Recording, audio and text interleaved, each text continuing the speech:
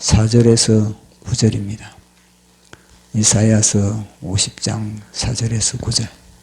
자, 우리 같이 합독하도록 하겠습니다. 앞에 파워포인트 있습니다. 시작.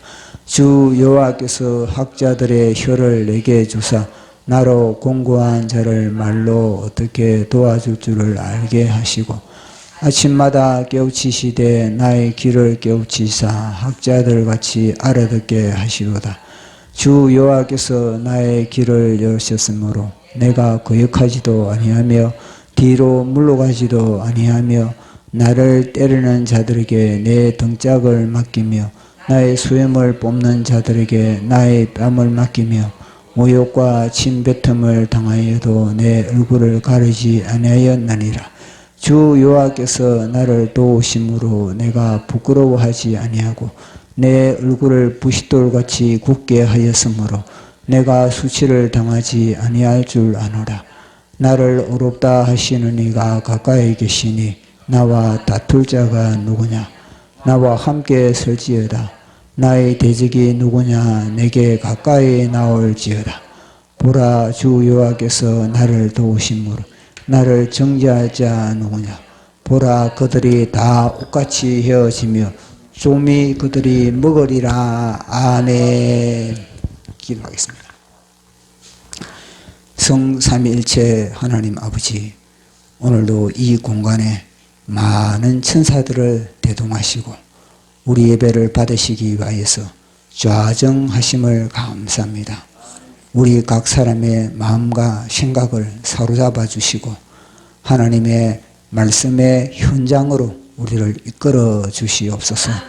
말씀의 현장에서 우리 각 사람들의 믿음의 분량대로 맞춤형으로 만나주시는 주님과 뜨거운 만남을 갖기를 원하나이다.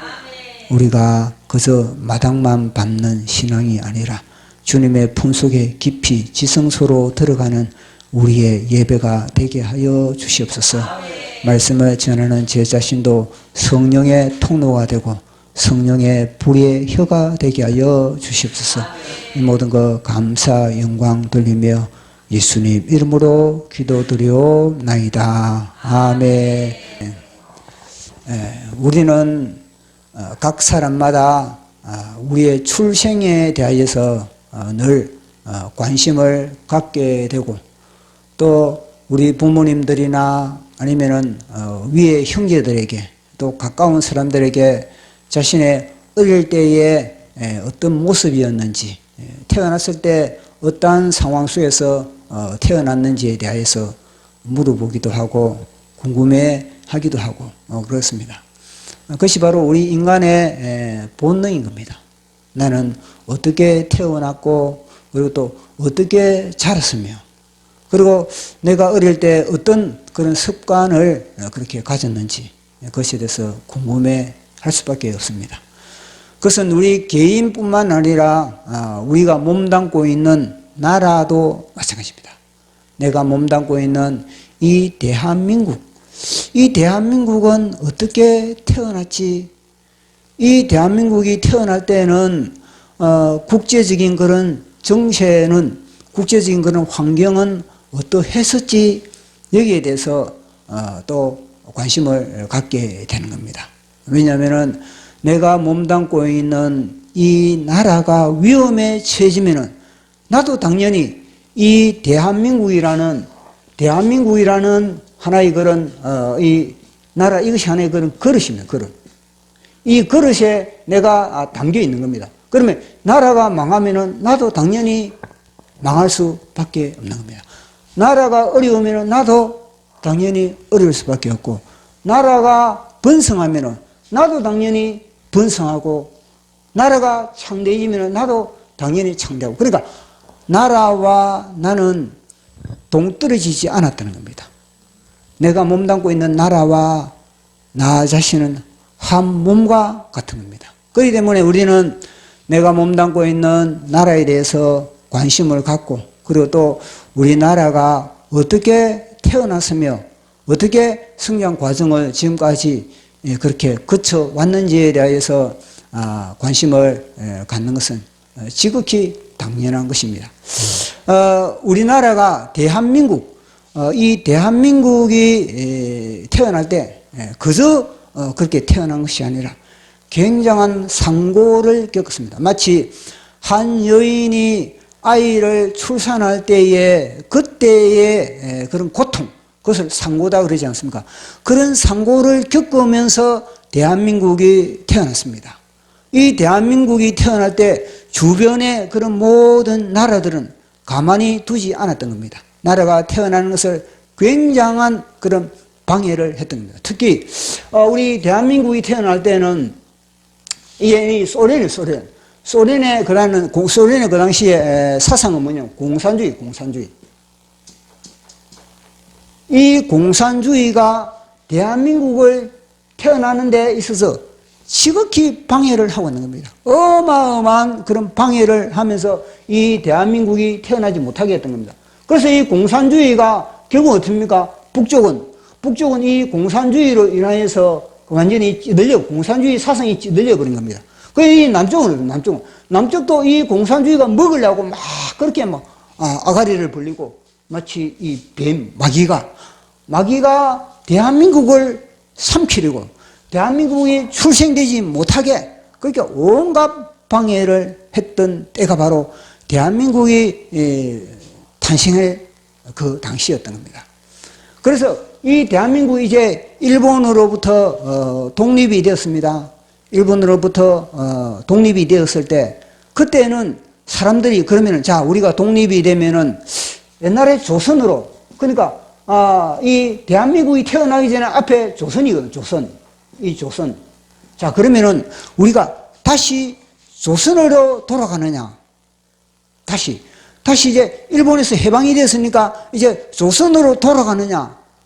거기에 대해서는 사람들은요 고개를 절레절레 흔드는 겁니다. 소수 집권자들은 소수 권력을 잡은 사람들은 이 조선으로 돌아가기 위해서 몸부림을 친 겁니다. 뭐 위정척삭파 이런 사람들은 옛날에 그런 왕족인 사람들은 그런 왕권을 누린 그런 사람들은 어떻게든지 다시 조선으로 돌아가려고 그렇게 가진 애를 쓰고 있었지만 그러나 이 조선이라는 체제 하에서 고통을 당했던 일반 백성들은 그리고 지식인들 그들은요 아니 이 조선은 이제는 망해야 된다.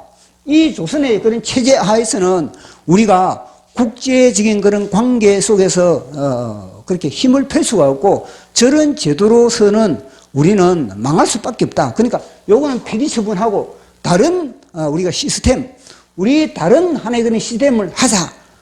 그런 마음이 있었던 것입니다. 그런데 그 다른 시스템이 뭐냐? 바로 공산주의예요.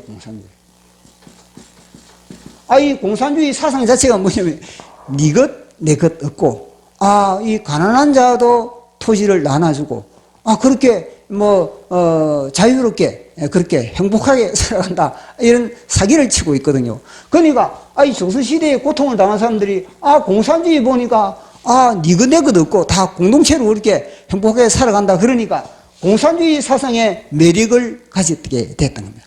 그러니까 거의 거의 75% 약 75%가 사람들이 다 워낙 이 조선시대에 핍박을 많이 받다 보니까 백성들이 조선시대에 핍박을 받다 보니 양반들로부터 짓눌림을 당하다 보니까 이제는요 조선시대는 안 좋다. 그러니까 이 공산주의가 소련에서 내려온 이 공산주의 사상이 이제는 백성들에게 먹혀들었던 겁니다. 그 백성들이 이제 공산주의가 되면은 그동안에 부자들로부터 지주들로부터 그렇게 핍박을 받았는데 지주들의 땅을 내가 소유할 수 있는구나. 나도 직접 이제는 농사를 지으면 그 소득을 갖다가 내가 이제는 확보를 할 수 있는구나. 이 조선시대의 양반 체제하에서는요, 땅에 농사를 실컷 지어봤자 그것이 나에게 돌아오는 것이 없었던 겁니다. 그러나 공산주의는 뭐냐? 사상을 보니까, 그 부자들의 땅을 갖다가 공짜로 받고, 그리고 그 토지를 그렇게 경작을 하고, 모든 수확을 내가 소유하는구나. 이런 사기를 치는 곳에, 사람들은 그렇게 속았던 겁니다. 왜냐? 이 공산주의 사상에 대하여서 제대로 그 당시에 우리 백성들은 알지 못했기 때문에 그런 겁니다. 공산주의자들은 용어 전술, 용어 주술, 말로서는 그렇게 아주 좋은 말을 하지만, 그러나 그 배우 깊이 파고들면요, 우리를 잡아먹어요. 요놈. 마귀는 뭐냐면 늘 우리에게 좋은 말을 하고, 좋은 말. 달콤한 말을 하고 있습니다. 이게 바로 선악과. 선악과 같은 그런 말을 하고 있습니다. 먹음직한 말, 보암직한 말, 지혜롭게 탐스러운 말. 그러나 그 배후에는 뭐냐면요, 죽음. 야, 이 선악과를, 하나님의 말씀 뭐냐, 선악을 아는 나무 열매, 이 나무 열매를 먹는 날에는 정령 죽으리라. 하나님의 말씀은 그랬는데, 이 뱀은 뭐냐면요, 죽지 않는다. 사기를 치고 있어요. 공산주의가 뭐냐, 이 공산주의 사상이 뭐냐면요, 바로 마귀의 사상. 가문이슬. 아주 달콤하게 우리를 속이고 있는 겁니다. 그러니까 정신을 바짝 차리지 않으면 이 공산주의 사상에 대해서 우리가 알지 못하면 우리는 이 사상에, 달콤한 사상에 막 먹이감이 된 요놈이 혓바닥을 딱 가지고 낼름 삼켜버려, 낼름. 우리 영혼을 삼켜버리는 겁니다. 그래, 백성들이 그 당시에 거의 75% 정도가 거기 속아 넘어가는 겁니다. 근데 그 속아 넘어갈 때 한 사람이 있었던, 이 공산주의 사상을 갖다가 철저하게 연구를 했고, 이 공산주의 사상의 배후의 요놈이라는 거예요, 마귀. 이 공산주의 사상 배후의 마귀라는 이것을 아는 사람이 한 사람이 있었는데, 그 사람이 누구냐? 바로 이승만이 있습니다. 네. 이승만이라는 이 청년은 이 공산주의 사상의 배우가 이거야, 마귀다. 마귀가 좋은 말은 하지만 결국 저들이 우리를 우리 조선을 갖다가, 우리 나라를 갖다가 한반도를 갖다가 삼키려고 하고 있다. 그래서 그러면은 이 이승만이라는 이분은 어떻게 이 공산주의 사상을 갖다가 배후에는 마귀가 이빨을 벌리고 마귀가 발톱을 세워가지고 우리나라를 삼키려고 그렇게 하고 있다, 이걸 알았겠습니까? 이 이승만이라는 이분은 감옥에서 한성 감옥이라고, 옛날에 조선시대에 이 임금이, 조선시대 마지막 임금이 고종임금이 하도 개판치는 정치를 하니까 백성을 고이 짜는, 백성을 핍박하는 그런 자기만을 배를 불리는 그런 정치를 하니까 거기에 이제는 반기를 들었습니다. 그 반기를 드니까 이 고종이 이제 이 이승만을 갖다가 감옥에 넣었던 거예요. 감옥에 넣어서 이제는 죽이려고 사형 선고를 내렸던 겁니다. 그래, 그 사형 선고를 내린 이 이승만이 감옥에서 이제는 뭐냐면은 위기에 처해지지 않는 위기, 엄청난 핍박을 받게 되는 거예요. 감옥에서 죽음이 다가오는 겁니다. 매일매일 죽음이 다가오는 겁니다. 그 매일매일 죽음이 다가올 때 이 이승만이라는 이 청년이, 야, 내가 이제 죽는구나, 내 인생 여기서 끝장나는구나, 그런 생각을 하고 있을 때 갑자기 뭐냐면요, 내가 그 당시에 배지학당, 이승만 대통령이 배지학당에 다니면서 선교사들로부터 이제 성경 공부를 했다는 겁니다. 성경 공부를 통해서 예수 그리스도를 갖다가 들었다는 거예요. 예수 그리스도에 대해서 복음을 들었지만, 그러나 그 복음을 이 이승만이라는 젊은 청년은 믿지는 않았습니다. 그래서 듣기만 들었지. 마치 교회 가면은 가서 예배만 드리고 목사님의 설교만 들었지, 그 말씀을 그렇게 전적으로 아멘, 그 말씀대로 내가 살아가야지, 그러면서 이 마귀와 삶의 현장에서 몸부림치고 싸움하고 이러지는 않았다는 겁니다.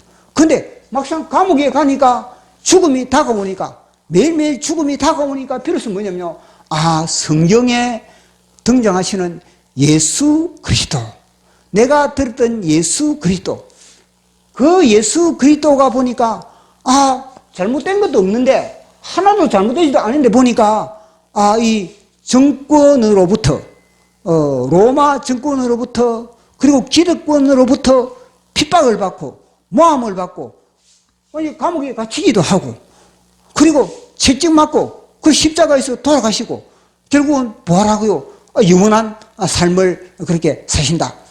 이걸 들은 겁니다. 그러니까 죽음이 가까우니까 감옥에서 이 예수 그리스도 들었던 예수 그리스도, 죽음을 이기신 예수님, 구원자 예수님, 그 구원자 예수님에 대해서 비로소 뭐냐면요, 기도를 하게 돼, 기도를. 내가 배제학당에서 들었던 성경의 예수님, 당신이 살아계시면은 나를 구원하여 주시면, 나는 지금 죽음의 위기에 있습니다. 나는 지금 사형선고를 받습니다. 매일매일 내 생명은 이제는 깔아먹습니다. 내 생명이 이제는 점점 더 이제는 죽음으로 가까이 오고 있습니다. 만약에 당신이 영원한 생명이고 당신이 구원자라면 저를 구원하여 주십시오. 그래야 이 배제학당에 다녔던 이승만이 죽음 앞에서 간절히 기도했을 때 그 기도에 이제는 하나님이 이승만 청년을 만나준 겁니다. 그것이 뭐냐면 성령님이 찾아오셔가지고 이승만 대통령을 이제는 확 불러서 덮쳐버려요. 불러서 덮쳐버리니까 그 순간에 이승만 대통령의 죽음에 대한 공포, 염려, 불안, 두려움, 그 순간에 순식간에 소멸돼요. 성령의 불에 소멸돼버려요. 그러니까 성령의 불에 소멸될 동시에 그 속에 뭐냐면 하나님의 성령의 불이 확 들어와가지고 막 날 때 기뻐. 내일 죽어도 괜찮다. 내일 죽어도 괜찮다. 정말 기쁨으로 충만한 겁니다. 성령님을 받으면, 하나님의 영이 충만하면요, 내일 죽어도 괜찮아요. 기뻐 날뛸 수밖에 없네요. 그래서 그 기쁨으로 인하여서 이 이승만 대통령은 하도 그 기쁨, 자기가 사형 선고 받을 때는 이제는요, 절망 가운데서 이제는 살 맛도 없고 밥맛도 없고 잠을 자도 제대로 잠도 오지도 않고 매일 탄식하는 막 신음하는 그런 상이 있는데 성령을 딱 받고 나면 이제는 뭐냐, 삶의 의욕이 뻗친 겁니다. 삶의 의욕이 뻗치다 보니까 내가 만난 예수님을 전하지 않고서는 견딜 수가 없는 겁니다. 그래가지고 내가 만난 예수님, 친구야 너도 만나봐라. 그래서 감옥에서 감옥에 이승만과 같이 접촉을 했던 한 40명이 있어. 40명의 감옥에 있는 그런 죄수들을 갖다가 다 전도를 해. 너도 예수 믿으라. 내가 만난 예수님을 만나라. 예수님에게는 생명이 있다. 예수님의 기쁨이 있다. 그래가지고 그 사람들이 다 예수님을 영접했던 거예요. 그 예수님을 영접하니까 그 감옥이 어떻게 되겠습니까? 기쁨의 공간에, 소망의 공간에, 행복의 공간에. 예수님을 그들이 만나기 전에는요, 그들이, 죽었네. 나도 죽었네. 매일매일 죽어나가는 사람이 넓어지니까, 매일매일 고문당하고 죽어나가는 사람들이 완전 그 감옥 자체가 완전 지옥과 같았는데, 그들이 예수님을 만나고 나니까, 이제는요, 살맛이 나는 겁니다. 삶의 의욕이 생기는 겁니다. 그러다 보니까, 이 감옥에서 이승만 청년이 예수님을 딱 만나보니까, 하나님이 이승만 대통령을 갖다가 이제는요, 무기징역으로 사형에서 무기징역에서 이제는 5년 7개월로 탁탁탁 감명을 시키는 겁니다. 보십시오. 우리가 예수님을 만나면은 우리에게 여러 가지 문제들, 우리를 죽이려고 했던 이 모든 사단의 권세들의 결박이 다 끊어지는 겁니다. 세월도 단축시켜버리는 겁니다. 우리 청년의 미래도 보상이 되는 겁니다. 관건은 예수 그리스도를 만나는, 해답은 예수 그리스도를 만나는, 누구나 예수 그리스도를 만나면은 모든 것이 다 열려버리는 거예요. 모든 우리를 채우고 있던 그런 모든 악한 것들이 다 풀려나버리는 겁니다. 그래서 이 이승만 대통령이 이제는 하나님의 영으로, 하나님의 말씀으로 이제는 무장이 딱 된, 무장이. 그게 딱 무장이 되어 있는데 보니까 이 공산주의가 보니까 이 밀려 들어오고 있네. 보니까 백성들은 공산주의가 무엇인지도 모르면서 공산주의의 사기극에 놀아나고 있다는 겁니다. 근데 이승만 대통령은 성령 세례를 받고 하나님의 영이 딱 들어가 있으니까, 하나님의 말씀이 딱 들어가니까 딱 단번에 딱 분별이 되어버린 겁니다. 공산주의. 왜냐하면 이 사상은 뭐냐면요, 하나님을 부인하는 사상이거든요. 하나님을 부인하는 사상이고 우리가 영원히 사는 영혼을 부인하고 육체밖에 없다. 사람은 육체밖에 없다. 뭐 잘 먹고 잘 살고 그게 끝나는 거라. 인생은 뭐 이 세상이 끝이지 뭐 미래가 뭐가 있냐. 죽음 이후에 무슨 세계가 있나. 여기 공산주의거든요. 공산주의 한마디로 뭐냐면 현실에서 잘 먹고 잘 살자. 영혼이 없는 겁니다. 그러다 보니까 그래 보니까 이 이승만이 딱 볼 때는 이야 저거는 엄청난 사기극이다. 엄청난 이단이다. 이단. 보십시오. 이 세상밖에 없다. 우리 영혼이 없다. 육체밖에 없다. 그러면요 죄에 대해서 우리가 죄를 짓는 데에 대해서는요 이거는요 전혀 두려움이 없는 겁니다. 우리 영혼이 있다. 그리고 영원한 심판이 있다. 지옥이 있다. 하늘나라가 있다. 그러면요 우리가 죄를 짓는 데에서 우리는 두려움을 가지고 아 맞아 우리가 죄를 지으면 심판이 있지. 그래서 우리는 죄를 갖다가 멀리하게 돼. 멀리야. 그래서 우리 자신을 지킬 수 죄의 유혹으로부터 우리를 자신을 지킬 수가 있는 겁니다. 그런데 이 공산주의는 죄에 대해서 하니까 죄에 대해서 아 영혼도 없고 뭐 심판도 없고 그러다 보니까 죄 짓는 것은 뭐 장난으로 예사로 생각합니다. 예사로. 그러니까 공산주의자들이 최고 잘하는 것이 거짓말이에요. 거짓말. 뱀이 거짓말. 마귀가 최고 잘하는 게 무엇입니까? 거짓말이에요. 그래서 거짓의 아비는 마귀다. 마귀의 자식들은 거짓을 잘한다. 공산주의는 거짓말장이다. 딱 이 꼴로가 되는 겁니다. 그러니까 이 거짓말장이. 그것은 뭐냐? 죄에 대해서 우리가 회개를 못하게 만든 회개. 회개는 우리에게 하나님께서 주신 가장 큰 복 중에 하나인 겁니다. 우리는 회개할 수 있는 능력이 있다는 것 자체는 우리는요 엄청난 우리에게 축복을 주신 겁니다. 회개함으로 말미암아 우리는 천국에 들어가지 우리가 회개하지 못하면요 어느 누구도 천국에 하나님의 품에 갈 수 없는 겁니다. 그래서 우리에게는 회개라는 이 엄청난 축복을 우리에게 주시는데 공산주의는 뭐냐면 아유 회개를 못해. 거짓말을 해도 뭐냐면 이게 뭐 자기가 죄책감 전혀 양심에 끊임이 없는 죄책감 자체를 갖다 느끼지 못하게 만들어 버린 겁니다. 그러니까 이승만이 볼 때는 어떻게 하겠습니까? 이야 저 공산주의는 저 공산 사상은 인간을 파멸하는 엄청난 이단이구나. 엄청난 사기극이구나. 완전히 사단의 화신이구나. 이걸 이승만 혼자만 알아요.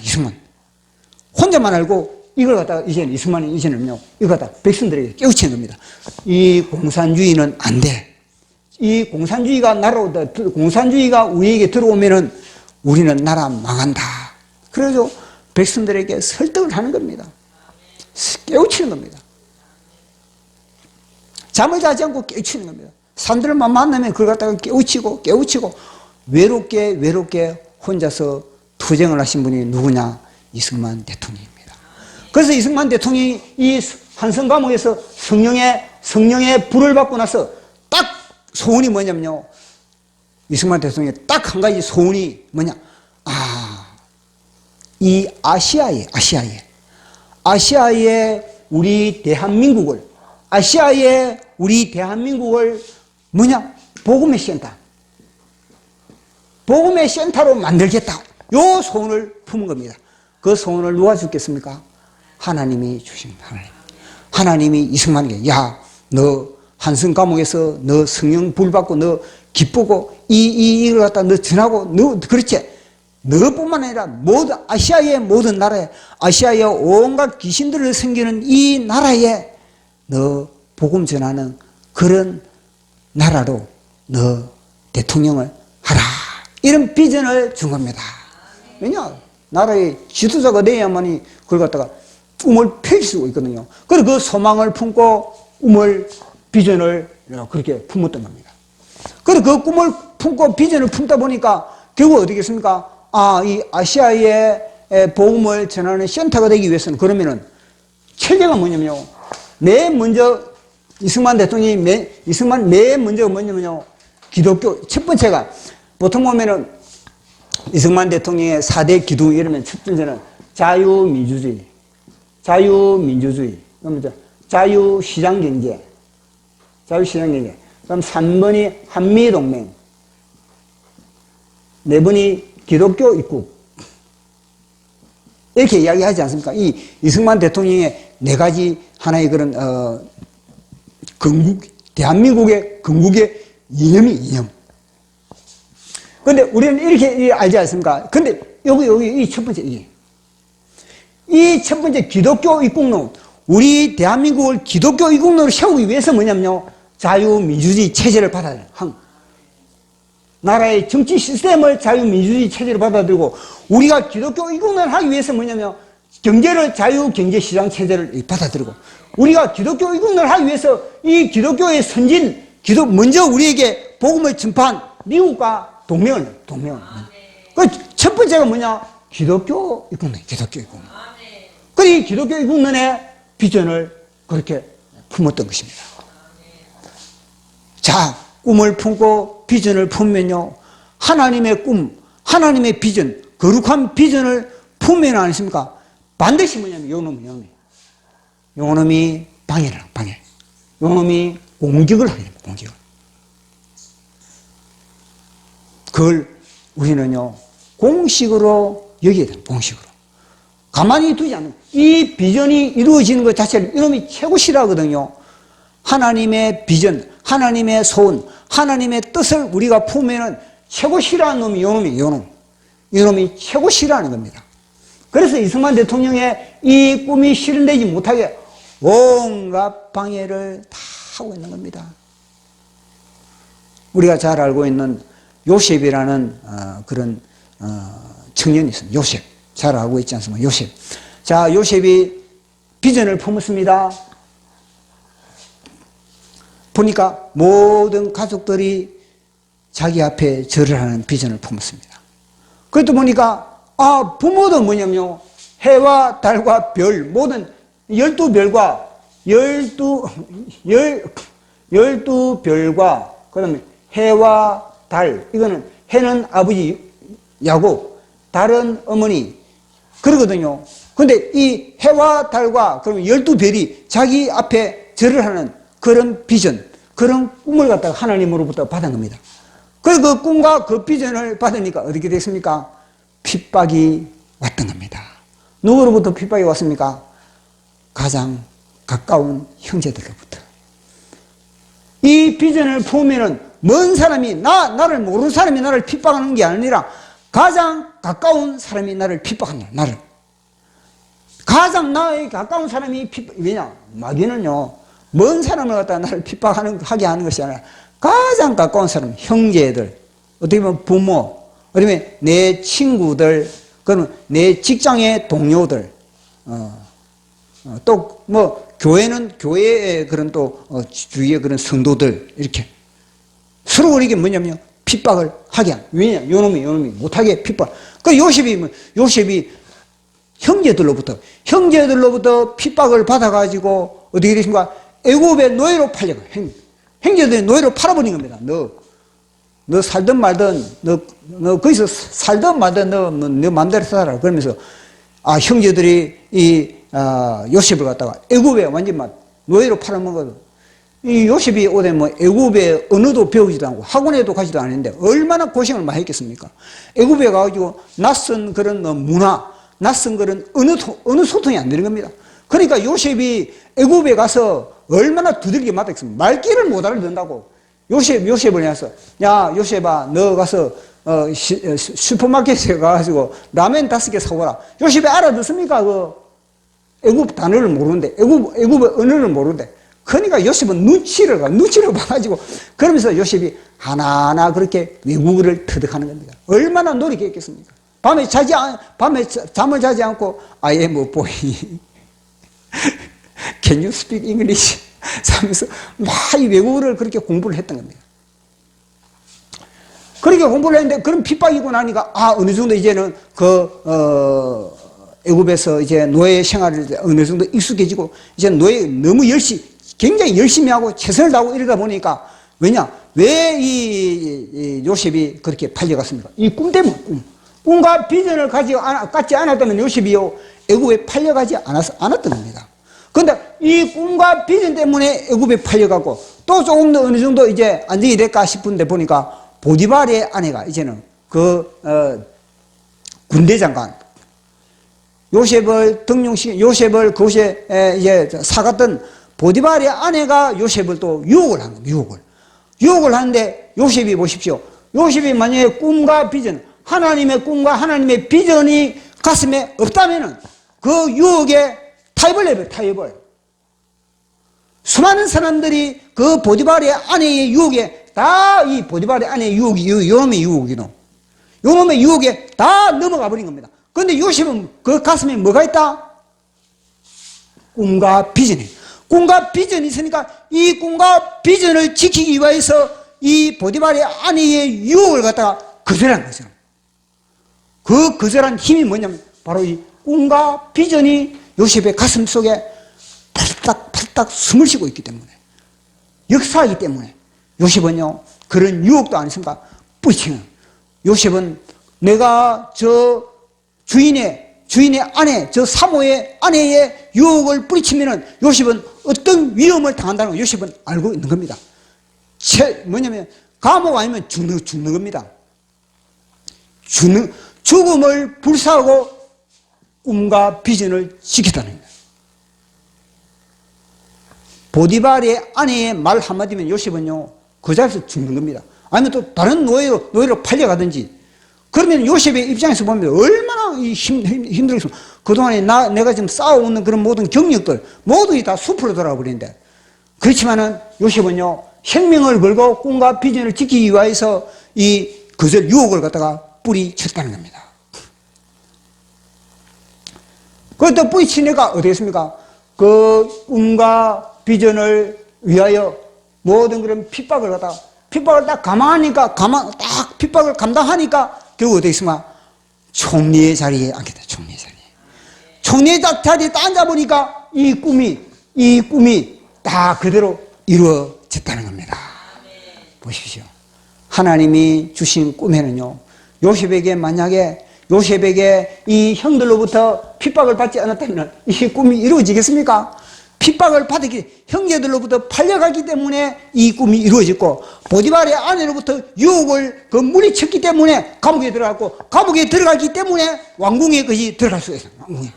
그러니까 우리에게 유혹이 있고 핍박이 있을 때마다 우리가 꿈과 내 소망을, 하나님의 소망을 딱 지켰다면 어떤 나락에 떨어지는 한이 있더라도, 어떤 멸시를 당하고 무시를 당하고 짓밟힘을 당하더라도 결국은 마지막에는 그 꿈이 결국은요 우리를 세우는 겁니다.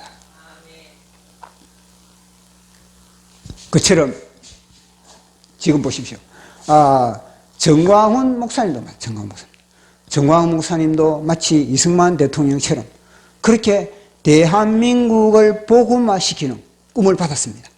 뿐만 아니라 이 백투 예루살렘까지 우리가 복음을 전하는, 역수출하는, 우리가 예루살렘에서 복음을 받았지만은 또 뭐냐면 저 예루살렘이 지금 잠자고 있기 때문에 복음을 받았지만 우리가 빚진 자의 마음으로 이제 다시 그들을 갖다 깨우기 위한 그런 비전을 하나님이 주신 겁니다. 꿈과 비전을 주신 겁니다. 꿈과 비전을 품으니까 어떻습니까? 엄청난 핍박을 받습니다. 지금 정부로부터 핍박을 받아가지고 감옥에 10분이나 들어가고, 언론으로부터 핍박을 받으니까 매도를 당하고, 또 교회로부터, 종교계로부터 뭐 2단이니 3단이니 핍박, 먼 사람이 핍박하는 것이 아니라 같은 형제들이 지금 핍박을 하고 있는 겁니다. 종교인들이. 그런 핍박을 통해서 뭐냐면요, 이 하나님의 꿈은 반드시 이루어지는 겁니다. 타협하지 않고 그 꿈을 부여잡고 가면은 반드시 그 꿈은 이루어질 수밖에 없다는 것을 우리에게 말씀해 주고 있는 겁니다. 이 대한민국 탄생도 마찬가지. 대한민국이 이제는요, 그렇게 이 이승만 대통령을 통해서 겨우 이제는요, 이 대한민국 자체가,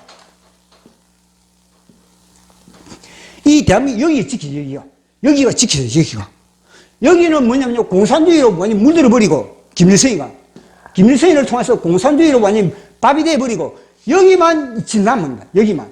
그게 바로 이승만 대통령 때문에. 이승만 대통령의 꿈과 비전이 요걸 지킨 겁니다.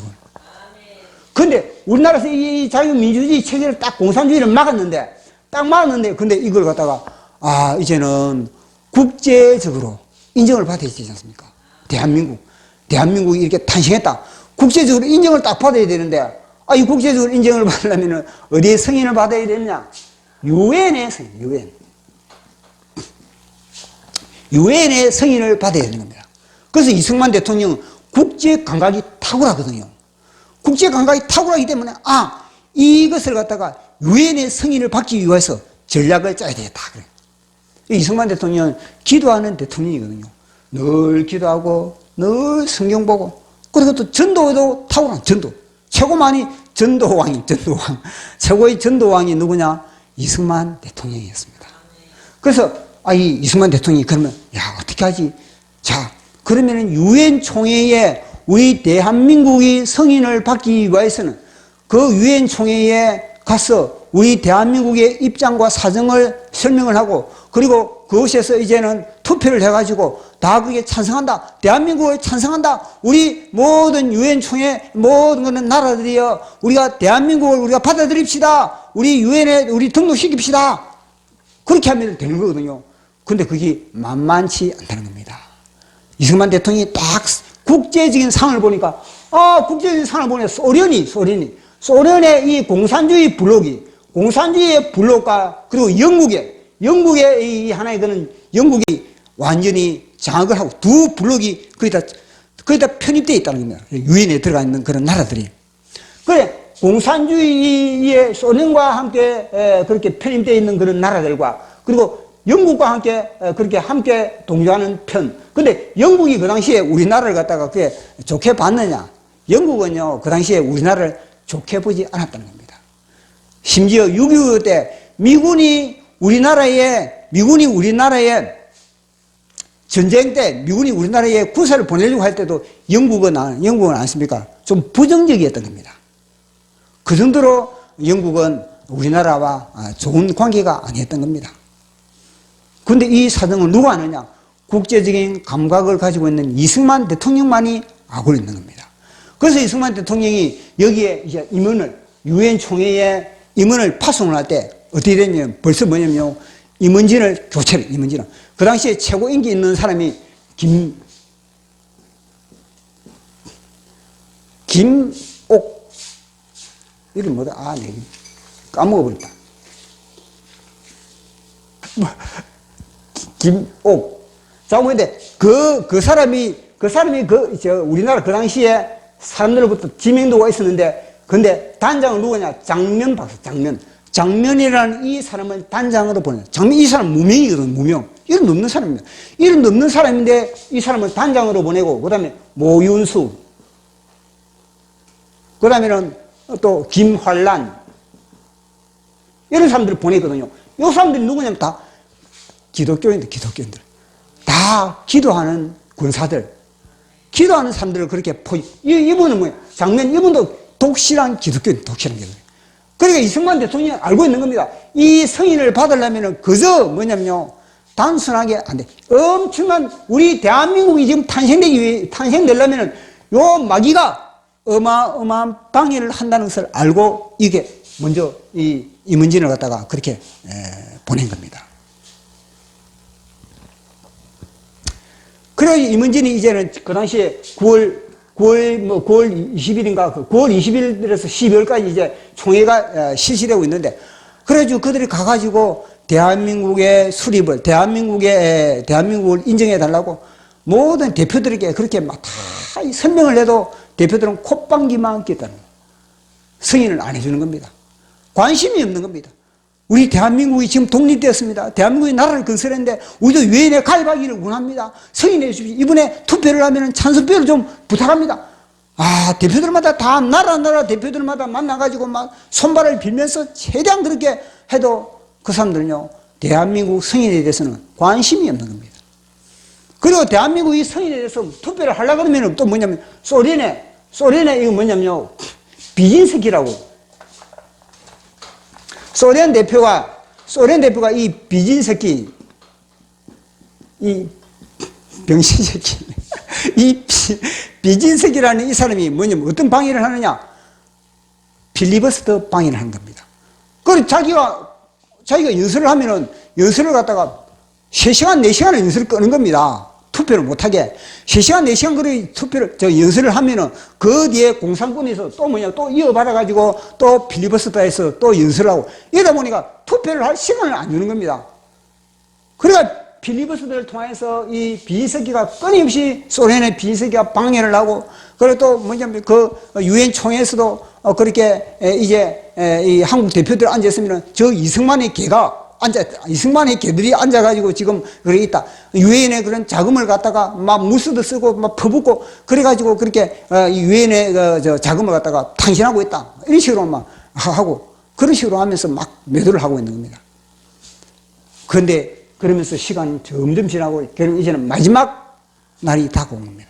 그 마지막 날이 딱 다가오니까 그 마지막 날 전날 이제는 장명 박사가 어떻게 하냐면 야 이렇게 가다가는 우리가 안 되겠다. 아무리 노력하고 아무리 수고하고 애써도 우리 말에 대해서 우리의 부탁에 대해서 귀를 기울여주고 있는 사람이 아무도 없는 겁니다. 다 뭐냐면요 요놈이 작업을 하고 요놈이 작업을 해가지고 우리 말에 귀를 기울이지 않게 하는 거예요. 그래서 장명 박사가 이제는 내일이는 이제는 끝나는데 내가 오늘 이제 내일 새벽에 내가 알람을 내가 울릴 테니까 내가 3시 돼서 내가 알람을 울릴 테니까 그때 일어나가지고 우리 새벽기도 갑시다. 새벽기도 가가지고 이거 도대체 우리가 백방으로 노력을 해도 안 되니까 하나님을 우리가 의지해야 되지 않습니까? 그러면서 이제 내일 새벽기도 3시에 같이 알람을 울릴 테니까 갈 사람 손 듭시다. 아무도 안 가요. 다 파김치가 돼가지고 이제는 다 절망 가운데 이제는 이제 끝났는데 뭐 내일은 지금까지도 안 되는데 뭐 내일이나 되겠습니까? 다 이런 생각인 겁니다. 그래서 다 파김치가 돼가지고 다 대답을 안 한 겁니다. 장명 박사 혼자는 내일 3시 돼서 우리가 새벽기도 가자 그러는데 다른 사람들은 뭐냐면요 관심이 없는 겁니다. 지쳐가지고. 그래서 이 장명 박사가 하는 말이 뭐냐 좌우간 내일 3시 돼서 내가 알람을 울릴 테니까 관심 있는 사람은 그렇게 나오라고. 그래가지고 이제 잠을 잤다는 겁니다. 그 잠을 자니까 이제 3시 돼서 알람이 진짜 울린 겁니다. 알람이 울린다 보니까 이제는요 아무도 안 나오고 한 사람 누구냐면요 모윤숙 시인. 국군은 죽어서 말한다. 이 사람이 모윤숙 시인이 혼자 나온 혼자 새벽 3시에 나옵니다. 3시에 나와가지고 이제는 이 주위에 기도 처소 어디냐 물어보니까 옆에 보니까 성당이 있는데 장조셉 성당이 있는 겁니다. 그래 그 성당에 이제 문을 열고 둘이서 기도를 한 겁니다.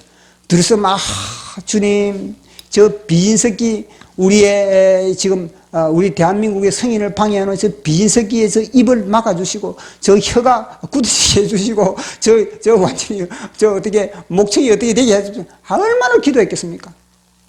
예수님의 이름으로 비인석기에 쏘여 있는 그런 우리 대한민국 성인하는 것을 방해하는 모든 이 공산주의의 영은 예수님의 이름으로 물러갈지어다.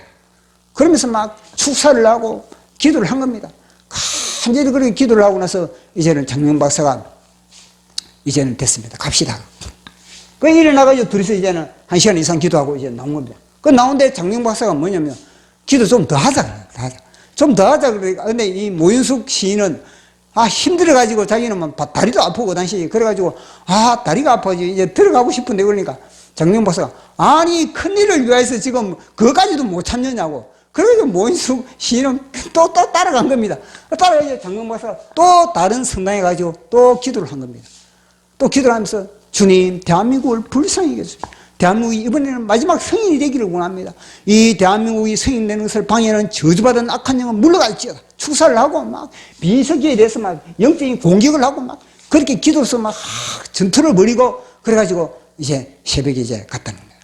그렇게 기도를 끝마치고 이제 그날 이제 다음날 표결이 또 들어가는 겁니다. 표결이 들어갔는데 이제 역시 비인석기가 나와가지고 필리버스터를 하고 있는 겁니다. 그 나와가지고 막 필리버스터를 하고 있는데 그날은요, 이 기시당당에 나오던 이 비인석기가, 연설을 갖다 한 15분 정도 하듯이 갑자기 않습니까? 사투면, 물 한 잔 마시면, 사투면, 말도 핫바지 방울바지도, 시 내려가 버린 겁니다. 그 내려가 보니까, 지금 비인석기가 2시간 아니면 3시간 뒤에 빌리버스터 하고 나서 다음 타자는 이제 바깥에서 뭐냐면 커피 마시고 있는 겁니다. 저희, 자기들 순서 들어오면 이제 빌리버스도 한다고 그들은 바깥에서 이제 커피 마시고 막 일살 때, 이 빈석이는 막 갑자기 목에 문제가 생겨가지고 말이 안 나, 말이 안 나와가지고 이제는 내려가는 겁니다. 내려간 그 사이에 투표를 한 거예요, 투표로. 내려간 그 사이에 투표를 했는데 그 투표가 뭐냐면 48대 7, 48명이 우리 대한민국 성인하는 데 찬성하고 7명이 반대하고 1명이 뭐 기꺼레인가 그렇게 했다는 겁니다. 무슨 능력입니까 이게? 하나님의 기도의 능력입니다. 그동안에는 아무리 애쓰고 힘쓰고 사람들과 다 막 그렇게 해도 안 되는데 그날 새벽에 이 빈석기를 위해서 빈석기를 위해서 보십시오. 뭐 다 그렇게 기도를 하지 않아요. 딱 두 사람이 딱 기도를 합니다. 합심하여 두 사람이 합심하여 기도를 하니까 간절히 합심하여 기도하니까 빈석기를 향해서 축사 기도하고 그리고 이 유엔 총회의 그 임원들에 대해서 기도하고 막 하나님을 감동시키니까 하나님이 빈석기의 입을 막아버립니다. 하나님이 빈석기의 목구멍을 막아버립니다. 혀를 굳게 만드는 겁니다. 보십시오. 엄청난 대한민국이 탄생하기 위해서 이런 엄청난 전쟁이 일어나는 겁니다. 그래 우리가 비전을 품으면 하나님의 소망을 품으면 그 소망이 큰 것만큼 그 소망이 거룩한 것만큼 엄청난 영의 공격이 들어오는 겁니다. 자, 오늘 본문을 보도록 하겠습니다. 자, 오늘 본문에 보니까 우리 예수님. 자, 보십시오. 이 지구상에 우리 예수님보다 큰 비전을 가진 사람이 어디 있겠습니까? 우리 예수님보다 큰 비전을 가지고 있고 우리 예수님보다 영원한 비전을 가지고 있는 사람은 누구겠습니까? 아무도 없는 겁니다. 우리 예수님은요 전 인류를 그 당시뿐만 아니라 오고 오는 인류를 갖다가 구원시키는 엄청난 비전을 가지고 있어요. 비전. 하나님의 소망을 가지고 있는 겁니다. 그 소망을 갖다가 이 마귀가 가만두겠습니까? 팔짱 끼고 그저 아이고 우리는 죽어 이렇게 가만히 있겠습니까? 엄청난 예수님의 비전이 큰 것만큼 거룩한 것만큼 요놈은요 치열하게 방해를 하는 겁니다. 온갖 방해를 다 할 수밖에 없는 겁니다. 그러면 우리 예수님은 이놈이 방해한다고 그러면 아이고 안 되겠네, 아이고 끝장났네, 괜히 내가 하늘 보사 버려가지고 이게 내려가지고 시행고생하네, 아이고 다시 올라갑니까? 예수님이 이랬습니까? 아니거든요. 이 꿈과 비전, 이 인류를 구원하고 우리를 구원하기 위한 이 비전을 끝까지 이루기 위해서 우리 예수님이 그럼 뭘 했냐는 겁니다. 그걸 오늘 이야기해 주고 있습니다. 자, 우리 이사야 50장 4절 시작. 주 여호와께서 학자들의 혀를 내게 주사 나라로 광고한 자를 말로 어떻게 도와줄 줄 알게 하시고 아침마다 깨우치시되 나의 길을 열으시소 학자같이 알아듣게 하시로다. 아멘. 보십시오. 아침마다 뭐 했다 그랬습니까? 길을 열었다. 길을 열었다는 건 무엇이면 아침마다 기도했다. 아침마다 새벽을 깨웠다는 겁니다. 아침마다 새벽을 깨우면서 하늘의 길을 열었다는 하늘의 길. 하늘의 길을 열으니까 하나님의 음성이 이 예수님에게 늘 예수님에게 하나님의 음성이 들려왔던 겁니다. 그래서 우리 예수님은 복음서에 가면은 어떠합니까? 새벽 미명마다 우리 예수님은요 한적한 곳에 가가지고 하늘의 길을 열면서 기도했다. 기도. 주님 오늘 하루를 매 순간순간마다 하나님을 바라보기를 원합니다. 주님의 인도를 받기를 원합니다. 주님과 동행하기를 원합니다. 어떤 난간이 내 앞에 놓여있더라도 어떤 멸시와 조롱이 핍박이 있더라도 하나님 그것은 오직 주님의 말씀을 부여잡고 제가 돌진하겠습니다. 제가 무너지지 않겠습니다. 그런 기도를 하고 그런 영감을 성령을 빵빵하게 받았다는 겁니다. 자, 그렇게 기도를 하니까 어떤 일이 벌어졌습니까? 자, 우리 5절에서 7절 시작. 주 여호와께서 나의 길을 여서서매로 내가 거역하지도 아니하며 뒤로 물러서지도 아니하며 나를 때리는 자들에게 내 등짝을 맡기며 나의 수염을 뽑는 자들에게 나의 뺨을 맡기며 모욕과 침뱉음을 당하여도 내 얼굴을 가리지 아니하느니라. 주 여호와께서 나를 도우심으로 내가 부끄러우지 아니하고 내 얼굴을 부싯돌같이 내가 수치를 당하지 아니한 줄. 아멘. 보시죠. 딱 귀가 열리니까 않습니까? 하나님의 말씀에 하나도 거역하지 모든 거 아멘. 무조건 하나님의 말씀이 어떤 어려움이 있더라도 어떤 고통이 있더라도 아멘. 아멘이 돼요. 아멘.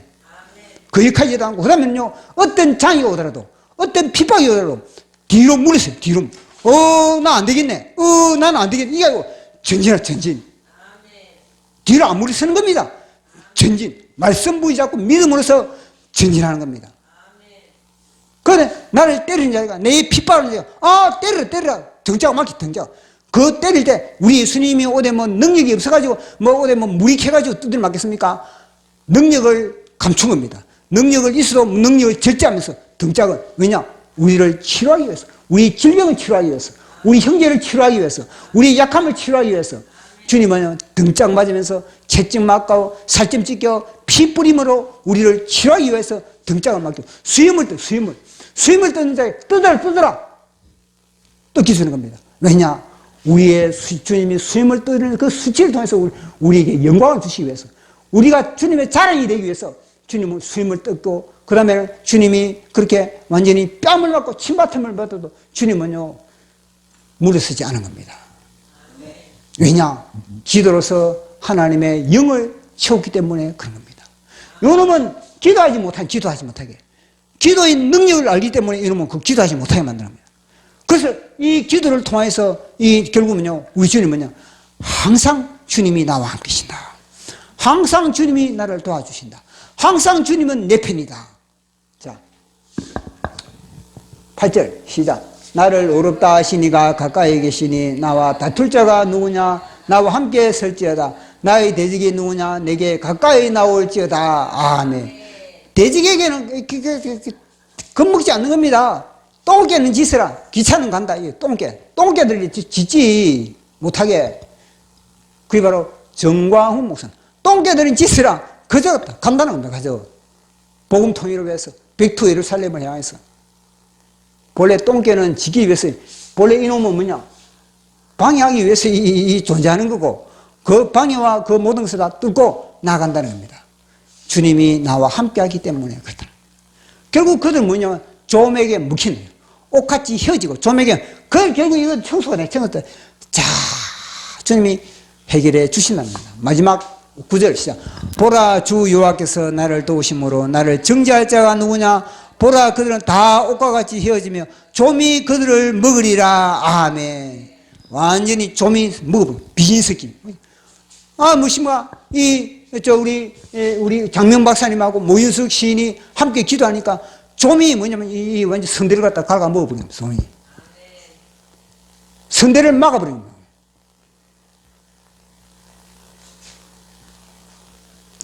그래서 우리는 꿈은 핍박을 통하여 뒤집게 한다. 예. 꿈은, 우리의 꿈과 우리의 소망은 그들이 핍박을 하지 않습니까? 그들이 핍박을 하면은 씨름에는 최고의 화려한 기술, 최고의 멋진 기술이 우리 형제 알지요? 뒤집기. 상대의 힘을 이용하는 겁니다. 마귀의 힘을, 마귀가 핍박하고 막 그런 것 자체를 이용해가지고 뒤집기를 해요. 뒤집기를. 그러면 한판성 있다고 하거든요. 우리는 승리해야 돼요. 그러니까 마귀의 공격, 마귀의 참소, 마귀의 조롱, 마귀의 멸시, 그것이 오면 내 꿈이 진짜이기 때문에, 내 꿈이 소중하기 때문에, 내 꿈이 하늘의 것이기 때문에 저거는 당연하다. 저기 없으면 나는 개꿈을 꾸고 있다. 저기 없으면 나는 세상의 꿈은 자기 꿈이거든. 마귀는 세상의 꿈을 꾸면 마귀는요 가만두고 있는 거야. 니 내 꿈 꾸네 그러면서. 그러나 하늘의 비전, 요셉처럼 하늘의 비전, 정광훈 목사님처럼 백투 예루살렘, 그리고 또 복음 통일, 이승만 대통령처럼 아시아의 복음 국가, 이런 하늘의 비전을 보면요 그런 엄청난 마귀의 공격이 있고 핍박이 있을 수밖에 없는 겁니다. 그 핍박이 있을 때마다 주님이 이제 뒤집게 하라구나. 그 뒤집게 하려면 우리가 뭐냐면, 뒤집게 하려면 이제 힘을 키워야 돼. 그 힘 뭐냐? 기도라는 게. 기도의 힘을 통해서 성령의 능력으로 완전히 뒤집어 버린 겁니다. 그런 뒤집기 기술로 우리가 늘 승리하는 저와 여러분 되기를 축복합니다. 예, 찬양하고 기도하는 것입니다.